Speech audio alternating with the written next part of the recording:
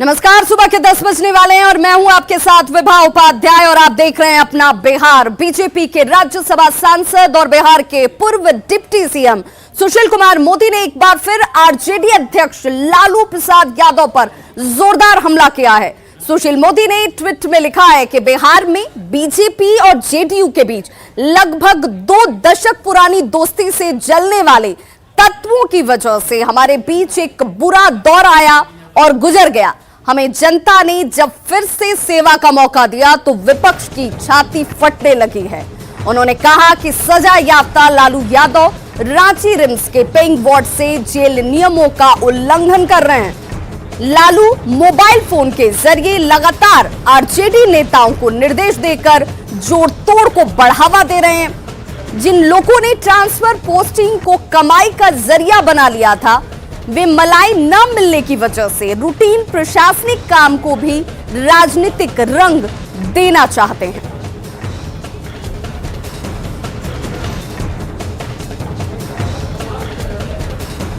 और ऐसे में सुशील कुमार मोदी का ट्वीट आपके सामने। सुशील कुमार मोदी ने अपने ट्वीट में लिखा है कि एनडीए ने परस्पर सम्मान और विश्वास को मजबूत आधार बनाते हुए काम किया है। बिहार को जंगल राज से उबारकर विकास की ओर अग्रसर हुआ है। राजद पर कटाक्ष करते हुए सुशील कुमार मोदी ने कहा कि राज्य को लालटेन युग से बाहर लाकर हर गांव को बिजली पहुंचाई गई है। उन्होंने ये भी कहा कि एनडीए सरकार में कृषि रोड मैप लागू किए गए हैं। राज्य को उच्च शिक्षा के नए संस्थान मिले हैं। सरकार अब 20 लाख बेरोजगारों को रोजगार देने की योजना पर काम कर रही है। उद्योग विभाग सिंगल विंडो सिस्टम शुरू करने जा रहा है। दूसरी तरफ कुछ लोग विकास की लय को तोड़ने के लिए बयानबाजी कर रहे हैं।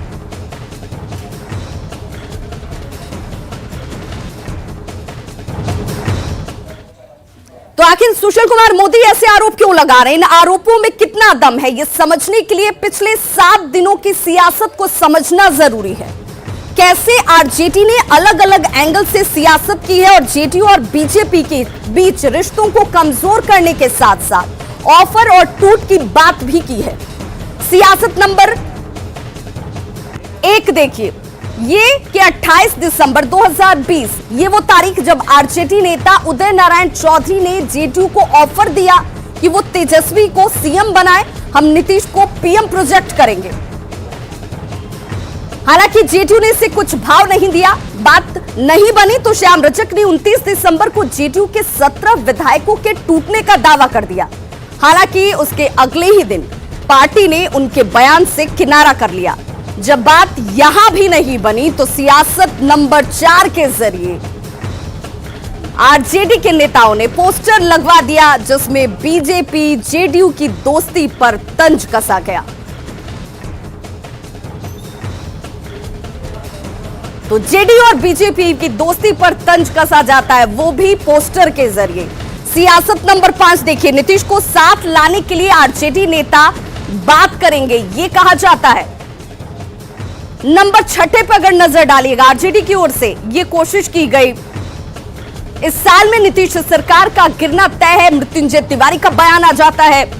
उदय नारायण चौधरी का जिक्र करूं तो तेजस्वी को सीएम बनाए और नीतीश को पीएम प्रोजेक्ट किया जाएगा।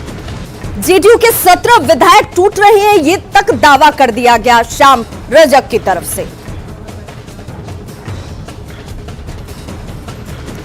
तो 7 दिनों की सियासत आपने देख ली। हमारे सहयोगी शैलेंद्र हमारे साथ इस वक्त ज्यादा जानकारी के साथ लाइव जुड़ रहे हैं। शैलेंद्र, जेल से सियासी खेल जो है वो लालू प्रसाद के ऊपर बड़े आरोप के तौर पर सुशील कुमार मोदी इस वक्त लगा रहे हैं। प्रमाण के तौर पर उन्होंने हालिया वाक्यों का भी जिक्र किया है, बयानों का भी जिक्र किया है, लेकिन लब्बो लुआब क्या निकालें? क्या ये माने कि जिस कोशिश में लालू प्रसाद अपरोक्ष रूप से अब तक तमाम चीजें कर रहे थे, अब वो प्रमाण के साथ जेडीयू या बीजेपी सामने रख रही है?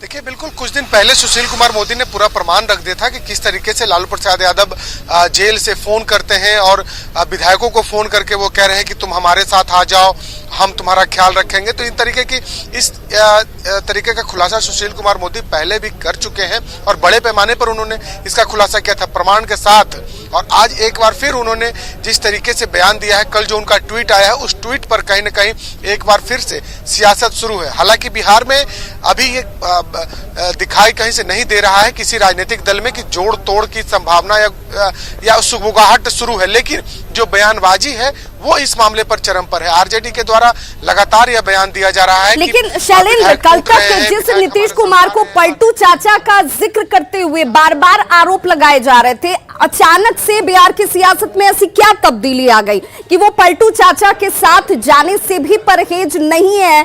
बयानों को देखकर, उनके सॉफ्ट कॉर्नर को देखकर तो कम से कम ये जरूर लगता है। बिल्कुल, देखिए, सत्ता का मोह शायद इसी को कहते हैं कि कल तक जिस पर आप आरोप लगा रहे थे, आज उनके साथ जाने को तैयार हैं। और सबसे बड़ी बात है कि राबड़ी देवी ने भी जो बयान दिया, उस बयान को भी आप देखिए, उन्होंने भी कहा कि इस पर चर्चा होनी चाहिए, चर्चा होगी, हमारे पार्टी के जो बड़े नेता हैं वो बातचीत करेंगे। मतलब साफ है कि यदि नीतीश कुमार आते हैं तो हमें परहेज नहीं है।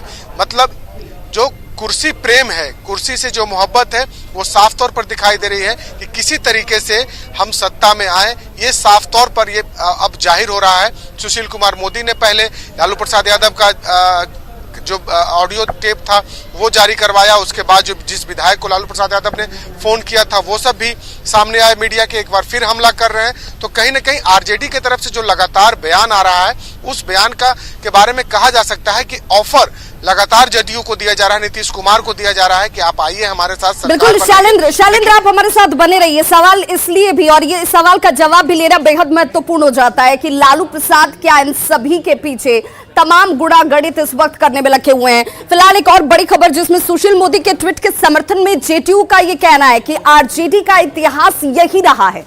वहीं कांग्रेस और आरजेडी का यह कहना है कि अपने घर को बचाने की कोशिश सुशील कुमार मोदी करें, अगर कुछ नहीं है तो सिर्फ सफाई देने की कोशिश क्यों?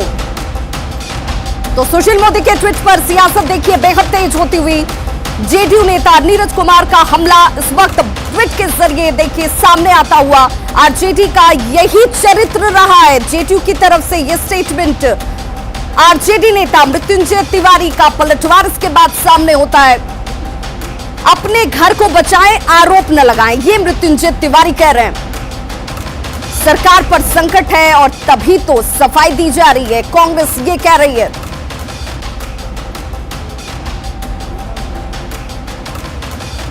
स्वाभाविक रूप से जो लालू प्रसाद जी आदत के शुमार रहे हैं, जेल मैनुअल के उल्लंघन के आरोपी लगातार इस संबंध में बने हुए हैं। साथ ही साथ पुत्र के ताजपोशी के लिए जो दागी है, उसके ताजपोशी के लिए राजनीति में बेचैन आत्मा की तरह तड़प रहे हैं और वो सत्ता प्राप्त करने के लिए तरह तरह के बयानबाजी करवा रहे हैं। यही उनके स्वाभाविक रणनीति रहा है और इसी का खामियाजा राष्ट्रीय जनता दल चूंकि एक सजा याफ्ता के नेतृत्व में चल रहा है। सुशील मोदी जी की आदतों में शुमार है आरजेडी और विपक्ष पर निशाना साधना, ये उनकी पुरानी आदत है। लेकिन उन्हें अपने गठबंधन को बचाने के लिए प्रयास करना चाहिए। अगर उनको लगता है कि उनके विधायकों को तोड़ने की बात हो रही है तो ये उनकी कमजोरी है। सवाल ये नहीं है कि आप सत्ता में आ गए तो आप कुछ भी बोल दें और विपक्ष पर कुछ भी आरोप लगाएं। अगर बीजेपी जदयू में गतिरोध है तभी तो ऐसी स्थिति उत्पन्न हुई है। आप अपनी सरकार चलाइए ना, आपको क्यों कहना पड़ रहा है कि नहीं हमारे यहाँ कोई समस्या नहीं? जब से बीजेपी ने अरुणाचल प्रदेश में अपने सहयोगी जेडीयू के ही 6 विधायकों को तोड़ लिया है, यार ने ही लूट लिया है घर यार का, उसका साइड इफेक्ट बिहार पर पड़ा है। जेडीयू के नेता अपनी पीड़ा व्यक्त कर रहे हैं। आदरणीय मुख्यमंत्री जी ने भी दुख व्यक्त किया है। ये सरकार खुद अंतर विरोध से गिरेगी। हमारी चुनौती है, बचा सको तो बचाओ। और चलिए हमारे सहयोगी हमारे साथ शैलेंद्र लगातार जुड़े हुए हैं। शैलेंद्र, क्या ये माने कि अरुणाचल प्रदेश का जो हालिया घटनाक्रम रहा, इस मौके को आरजेडी भुनाने की कोशिश में है, इसी के जरिए वो एक बार फिर से एंट्री करने की कोशिश में है, क्योंकि सत्ता से दूर नहीं रह सकते हैं। ये भी गंभीर आरोप सुशील कुमार मोदी लगा रहे हैं।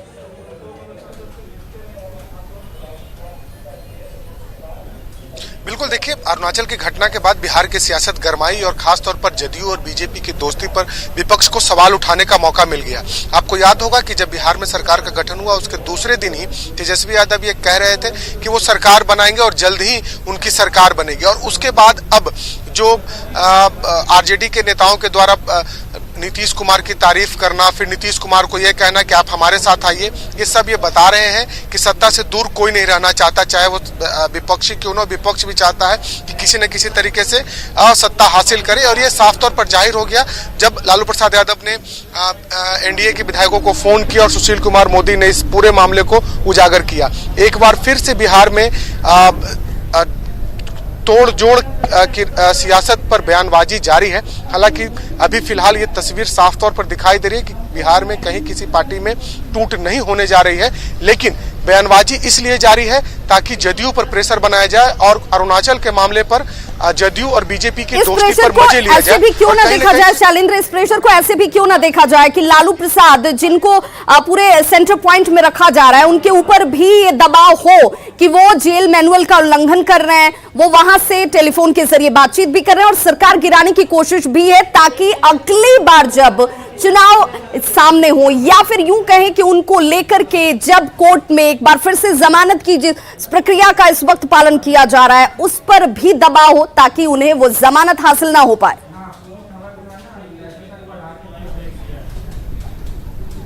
बिल्कुल जाहिर सी बात है, क्योंकि लालू प्रसाद की भूमिका बिहार की सियासत में काफी महत्वपूर्ण है और उन पर ये आरोप लगते रहे हैं कि जेल से वो बिहार के नेताओं को, बिहार के लोगों से वो बात करते रहे हैं। ये आरोप कई बार लग चुके हैं, लोगों से मिलना हो, जेल मैनुअल का उल्लंघन हो, इस तरीके का आरोप लगे। और कहीं न कहीं यह भी माना जा रहा था कि चुनाव के वक्त यदि लालू प्रसाद बिहार में होते तो परिस्थितियां कुछ और हो सकती थी, इस बात की भी चर्चा हुई। बिल्कुल, और ऐसे में अब देखना होगा कि बिहार की सियासत जो इस वक्त इतनी गर्म है उसमें किस तरीके से आने वाले वक्त में तब्दीली नजर आती है। बहुत बहुत शुक्रिया शैलेंद्र तमाम जानकारी के लिए। और इस वक्त बड़ी खबर आ रही है गोपालगंज से, जहां पर किसान की हत्या की गई है। जो बड़ी खबर इस वक्त हमारे सामने आ रही है, गोपालगंज से किसान की हत्या कर दी गई है, धारदार हथियार से किसान की हत्या की गई है। ये बड़ी खबर इस वक्त बिहार के गोपालगंज से सामने आ रही है। आरोपी के कमरे में शव बरामद किया गया है।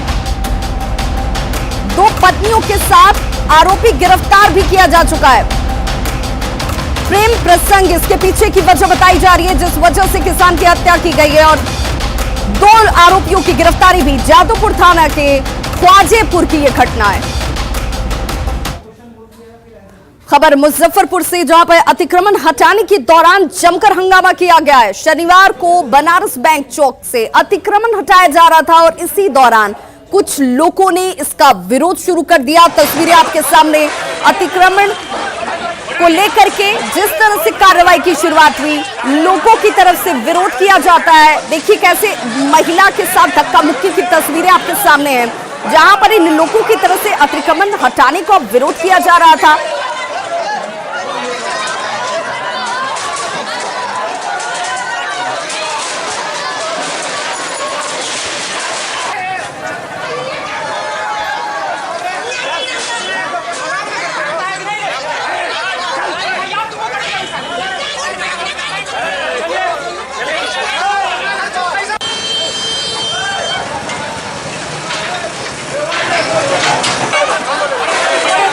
तो बनारस बैंक चौक से ये जो अतिक्रमण था उसे हटाने के लिए टीम पहुंची हुई थी। रास्ते को लेकर के ये झड़प जो है वो हिंसक तब्दील हो जाती है। देखिए किस तरीके से उसके बाद डंडे से पिटाई का दौर शुरू हो जाता है। अतिक्रमण हटाया जा रहा था जिसका विरोध यहाँ पर स्थानीय लोगों की तरफ से शुरू कर दिया गया और उसके बाद ये विरोध हिंसक रूप ले लेती है। क्या महिलाएं, क्या बच्चे, क्या पुरुष, सभी सड़कों पर आपको नजर आ रहे होंगे और ये विरोध सिर्फ और सिर्फ अतिक्रमण हटाने से रोकने के लिए।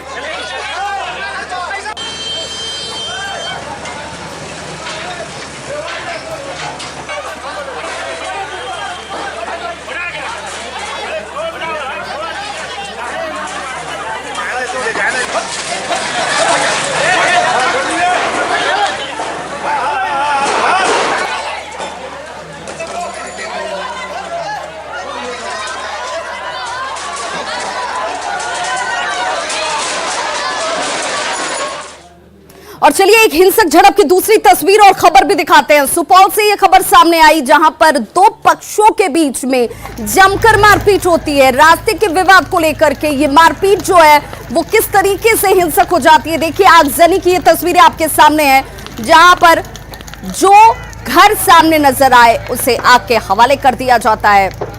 सुपौल से ये तस्वीर सामने आई, दो पक्षों के बीच पहले मारपीट के साथ शुरुआत होती है और मारपीट आगजनी में तब्दील हो गई। 6 से ज्यादा लोग मारपीट में जख्मी हुए हैं। तस्वीरें आपके सामने जहां पर इन घरों को आग के हवाले कर दिया गया। एक्सक्लूसिव तस्वीरें आपके टीवी स्क्रीन पर, दो पक्षों के बीच मारपीट की ये तस्वीर आप देख रहे हैं। देखिए पहली तस्वीर जिसमें घरों को आग लगा दिया गया, वहीं दूसरी तस्वीर में आपको लोगों के आक्रोश नजर आ रहे होंगे। ये भीड़ जो है वो हिंसक हो जाती है। दो पक्ष एक दूसरे पर मारपीट का आरोप लगाते हुए एक दूसरे के खून के प्यासे बन जाते हैं। 3 घरों को आग के हवाले कर दिया गया और सब कुछ जलकर खाक हो गया।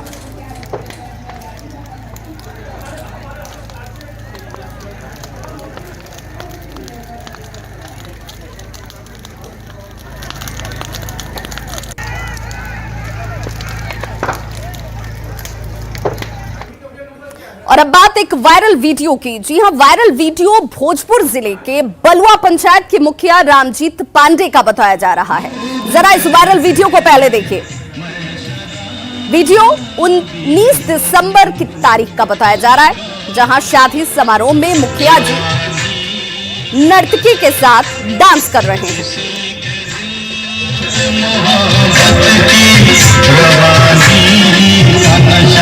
तो काले सूट बूट में जो शख्स आपको ठुमके लगाते नजर आ रहे हैं वो है मुखिया जी। न्यूज़ 18 हालांकि इस वीडियो की पुष्टि नहीं करता, लेकिन भोजपुर जिले में मुखिया जी का ये डांस वीडियो इन दिनों चर्चा का विषय बना हुआ है।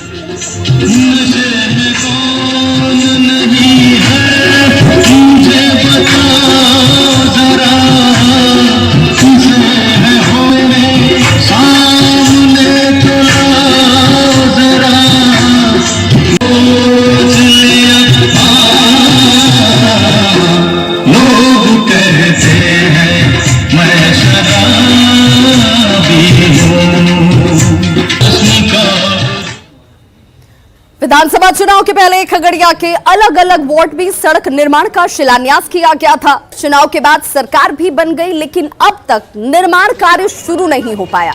खगड़िया के वार्ड 25 के लोगों से इस मुद्दे पर बातचीत की न्यूज़ 18 संवाददाता दिग्विजय ने। खगड़िया के नगर परिषद क्षेत्र में कम से कम 5 करोड़ की लागत से चुनाव से पहले हम ये आपको दिखाना चाह रहे हैं कि सड़क का शिलान्यास का अलग अलग वार्ड में अलग अलग जगह पर बोर्ड लगाया गया था, लेकिन जो हकीकत आप हमको ये दिखाना चाह रहे हैं, ये 18 लाख की लागत से एक शिलान्यास यहाँ पर लगा हुआ है। ये 16/9/2020 को ये जो शिलान्यास है वो संपन्न हुआ, लेकिन जो स्थिति है आप वो देख लीजिए कि ये गोदाम के पीछे से धर्म प्रकाश का घर तक सड़क पीसीसी सड़क बनना था, लेकिन जो स्थिति है अभी भी 4 महीना इसके होने को है, लेकिन अभी भी काम यहाँ पर कोई शुरू नहीं हो पाया है। ये खाली सिर्फ एक वार्ड का नहीं है, जो नगर परिषद का अधिकांश जगहों पर यही स्थिति बना हुआ है। योजना का शिलान्यास तो किया है, लेकिन रोड नहीं बनाया गया है। जो कि बोला था कि गोदाम के पीछे होते हुए जाएगा रोड वहाँ पूरा अथी तक, धर्म प्रकाश तक, लेकिन नहीं कुछ ऐसा हुआ है। इलेक्शन से पहले ही लोग शिलान्यास करके गया यहाँ पे। परेशानी काफी परेशानी है। अभी तो हमको लगता है कि थोड़ा सा उतर के हम लोग चले जाते हैं। बारिश के दिनों में पूरा कादो हो जाने की वजह से जाना आना बहुत मुसीबत रहता है। इतना पानी जम जाता है। अब कादो में आप हेल के जाइए आइए, लेकिन वोट के समय, इलेक्शन के समय देखिए सब आते हैं, नए नए बात विचार कहते हैं, चले जाते हैं। ये जमीनी हकीकत है। शिलान्यास का बोर्ड तो लगा दिया गया है, लेकिन सड़क जो निर्माण होना था वो अब तक शुरू नहीं हो पाया है। ऐसे में ये लोगों को ये लगी है, उम्मीद ये लग रही है कि कहीं ये शिलान्यास चुनावी शिलान्यास तो नहीं था। दिग्विजय कुमार, न्यूज़ 18 खगड़िया। और देखिए जिस तरीके से यहाँ पर इन तस्वीरों के साथ साफ जाहिर होता है कि शिलान्यास तो कर दिए गए। चुनाव के वक्त में इस तरह के शिलान्यास बेहद आम हैं, लेकिन अब तक निर्माण नहीं शुरू होने की वजह से लोगों की नाराजगी जो है वो खुलकर सामने आ रही है। और अब बात बिहार के डिप्टी सीएम तारकिशोर प्रसाद की। 2 दिनों के लिए अपने गृह क्षेत्र कटिहार के दौरे पर हैं डिप्टी सीएम, जहां जनता दरबार लगाकर डिप्टी सीएम ने लोगों से सीधा संवाद स्थापित किया। लोगों की समस्याओं का फौरन निदान करने का उन्होंने वादा भी किया। संवाददाता सुब्रत गुहा ने नए साल में सरकार की प्राथमिकताओं पर डिप्टी सीएम से खास बात की। नए साल की शुरुआत के साथ ही बिहार सरकार अपनी कार्य योजनाओं को लेकर पूरी तरह सजग है।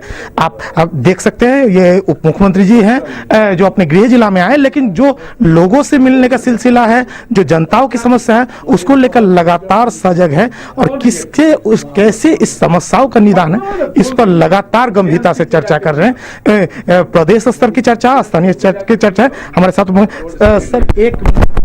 सर पहले तो नए साल के तरफ के लिए न्यूज़ 18 की तरफ से नहीं, आपको भी बधाई देते हैं और उम्मीद करते हैं कि नए वर्ष में आप सबों के सहयोग से हम एक बेहतर बिहार बनाएंगे। सर क्या प्रायोरिटी है बिहार सरकार, क्या प्रायोरिटी 2021 के लिए क्या प्रायोरिटी है? देखिए, 2021 नहीं, पूरे 5 वर्षों के लिए हमारी प्राथमिकताएं तय है, क्योंकि हम साझा सरकार चला रहे हैं और उसमें चारों दल का एजेंडा जिन्होंने चुनाव के दौरान जनता के बीच में उन बातों को रखा था, उनको समेकित रूप से हम सबों ने एक कॉमन मिनिमम प्रोग्राम बनाया है और पूरे 5 वर्ष उस कार्यक्रम पर काम करना है। उसमें हमारी प्राथमिकता पहली है कि हम कैसे नौजवानों को रोजगार मुहैया कराएं।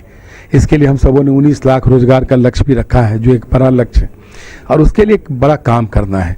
और इसके लिए हम सबों ने कौशल विकास एवं उद्यमिता विभाग का सृजन भी किया है, जहां इस तरह की सारी संभावनाओं पर हम सब काम करेंगे। जो गवर्नमेंट पॉलिटेक्निक है, औद्योगिक प्रशिक्षण संस्थान है, उसमें ऐसे पाठ्यक्रमों को जोड़ा जा रहा है जो आधुनिक पाठ्यक्रम है, जिससे सीधे रोजगार के अवसर प्राप्त होंगे।